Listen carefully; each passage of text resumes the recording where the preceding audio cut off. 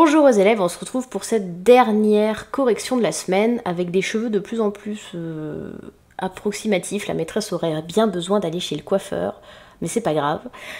Donc on est parti tout de suite avec la dernière correction de la semaine, avec à la fin justement un petit défi du week-end.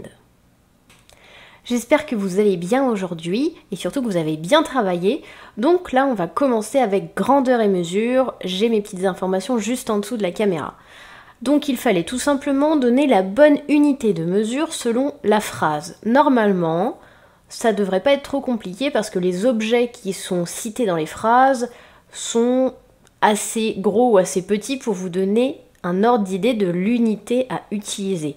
Le premier étant, un pamplemousse pèse 300 grammes. Effectivement, 300 kilos, ça ferait vraiment un très gros pamplemousse, et tonnes, n'en parlons pas, puisque tonnes, c'est encore plus gros que le kilo. Ensuite, un bus scolaire pèse, cette fois-ci, 12 tonnes. Parce que, de toute façon, si on essaie les autres propositions, on voit que ça ne va pas 12 kilos. Ça ferait vraiment un tout petit bus, ou alors un bus en jouet, à la limite. Et grammes, c'est encore plus petit. Ça, normalement, ça va venir petit à petit de bien comprendre les différentes unités de masse, à force déjà de connaître aussi le tableau que je vous ai donné dans la leçon, mais aussi à force de faire des exercices. Le troisième, un morceau de sucre pèse 5 grammes aussi, c'est tout petit un morceau de sucre, sachant qu'on sait que le gramme, j'aurais même pu utiliser le milligramme ou quoi, mais ça on le verra plus tard. En tout cas, là on utilise le gramme, on sait que c'est plus petit que le kilogramme. Et enfin, un cheval pèse 700 kilogrammes. Alors j'accepte si vous écrivez kilo bien sûr, mais c'est toujours mieux d'écrire kilogramme parce que c'est la vraie appellation de cette unité. Voilà. Là pour l'instant c'est vraiment aussi pour qu'on puisse cerner ensemble quels élèves arrivent directement à connaître ces unités. Ça se trouve certains d'entre vous les utilisez déjà, alors en cuisine pourquoi pas, ou être plus à l'aise avec ça, d'autres vont être moins à l'aise, c'est tout à fait normal. Donc ce genre d'exercice qui peut paraître un peu facile pour certains sert justement à ce que je puisse me rendre compte des différences entre vous. On passe à la suite. Ensuite, on en revient au lexique. Le lexique, c'est encore à propos de ce sens propre ou figuré. Donc le sens propre, c'est le sens strict des mots, c'est-à-dire un chien, c'est vraiment un animal, c'est la définition du dictionnaire, en fait, c'est ça le sens propre. Et le sens figuré, c'est-à-dire le sens imagé, un sens un petit peu détourné. On utilise un mot pour détourner une phrase, pour lui faire dire autre chose. On y va. Le premier, il a le cafard depuis que ses amis sont partis. Alors, il a le cafard, avoir le cafard, ça veut dire être triste, être un petit peu déprimé. Donc là, en l'occurrence, parce que il n'a plus ses amis autour de lui parce qu'ils sont partis, on ne sait pas, peut-être qu'ils ont déménagé ou quoi. En tout cas, ça veut bien dire que c'est un sens imagé, parce que le cafard là n'est pas l'insecte, mais bien un état d'esprit. Parce que le cafard, c'est quelque chose d'un petit peu quand même négatif dans beaucoup de cultures, donc là, on va l'utiliser pour montrer quelque chose de plutôt négatif. Ce n'est pas vraiment un cafard qui est présent dans la phrase, un vrai cafard, c'est un sens donc imagé ou figuré. Ensuite, j'ai trouvé un cafard dans le grenier. Bon, cette fois-ci, il n'y a pas trop de pièges, hein. J'ai trouvé un cafard qui traînait là dans le grenier. Là, on parle bien de l'insecte, hein, donc c'est bien un sens propre. Donc, ça décrit la réalité. Mon chat aime se promener sur les toits. Pareil, ici, on est dans un sens propre, un sens qui décrit la réalité, puisqu'on parle bien d'un vrai chat qui se balade vraiment sur les toits. J'ai un chat dans la gorge. Alors, est-ce que j'ai vraiment un petit chat dans ma gorge quand j'arrête pas de faire ça? Non, c'est bien sûr une expression, donc on utilise le mot chat, on le détourne dans un sens imagé, un sens figuré. Avoir un chat dans la gorge, c'est quand on est pris comme ça, on n'arrête pas de se racler la gorge, ça nous gratte un peu, comme un chat qui nous grifferait un petit peu la gorge. Tu devras te creuser la tête pour trouver. Alors, est-ce que tu vas vraiment devoir te faire un trou dans la tête pour trouver la réponse? Ça m'étonnerait. Se creuser la tête, justement, on voit bien l'expression de creuser un trou, là on va pas faire de trou nulle part, rassurez-vous. On va juste réfléchir encore plus. Si on n'arrive pas à trouver la réponse, par exemple, creuse-toi un peu la tête, ça veut dire essaye d'aller plus profondément dans ta réflexion pour trouver la bonne réponse. Donc c'est un sens imagé. Nous creusons dans le sable. Là pour le coup, vous avez bien compris. Quelle est l'action du verbe creuser? Creuser, c'est bien faire un trou. Et là, faire un trou dans le sable, ça décrit la réalité, donc c'est bien le sens propre. Je fais une petite apartie pour questionner le vivant, parce que vous aviez tout simplement l'épisode de C'est pas sorcier qui est très bien construit à regarder. Alors pour les parents, questionner le vivant ou même questionner le monde en général, à faire à distance, c'est vrai qu'on se posait la question de savoir ce qui était le plus pertinent, comme le MC, parce que ce sont des matières où on interagit beaucoup plus, en tout cas où on donne beaucoup plus la parole aux élèves que quand on fait un exercice de mathématiques par exemple. Donc là, le fait de regarder des vidéos, ça va permettre d'en reparler après quand on se reverra. Mais en tout cas, ça nourrit de manière plus pertinente que si je me mettais face caméra à juste parler du sujet un peu longuement.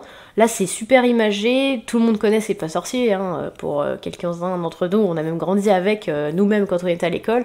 Donc c'est vraiment plus pertinent de fonctionner comme ça. Alors bien sûr, du coup, il y a quand même la leçon qu'il faut bien apprendre, surtout que là, toutes les choses importantes sont écrites, sont soulignées en rouge, etc. Et les petites questions, je les veux volontiers, ça me permet aussi de voir un petit peu la réflexion des enfants. Et là, pour le coup, ça travaille autre chose qu'on va peut-être moins travailler dans ces matières-là à l'écrit, puisque d'habitude on fait de l'oral, puisque cette fois-ci, j'attends quand même une réponse faite par les élèves, donc du coup à l'écrit, en une petite phrase, avec vraiment des mots très simples, mais ça me permet quand même de voir le langage écrit quand on demande à répondre à une question. Chose qui n'est pas souvent le cas. C'est vrai qu'en CE2, ils ont quand même tendance à beaucoup écrire pour répondre à des phrases ou comme là compléter des accords, etc. Mais l'écriture d'invention, là, c'est quelque chose qu'on est freiné dans notre projet qu'on était en train de faire. Donc là, ça permet quand même de les faire écrire. On retourne à l'orthographe où là, il s'agissait de bien accorder justement les expressions suivantes.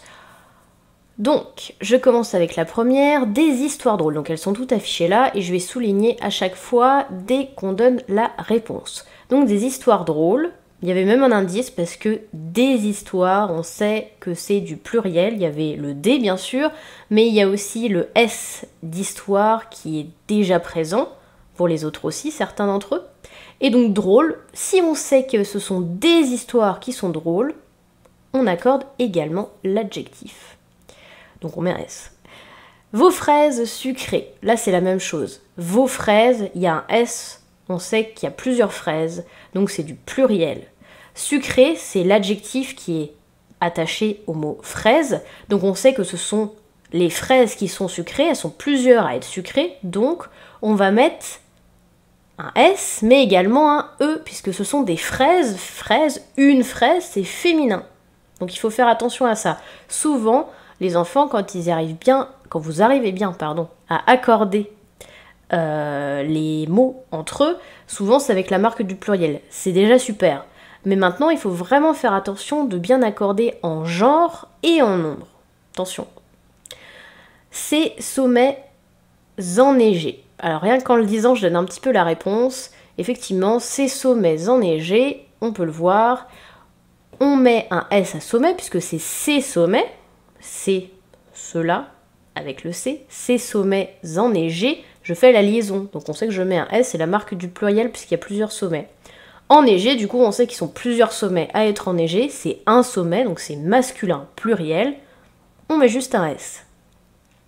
Tes chaussures usées. Pareil, là le S était déjà présent.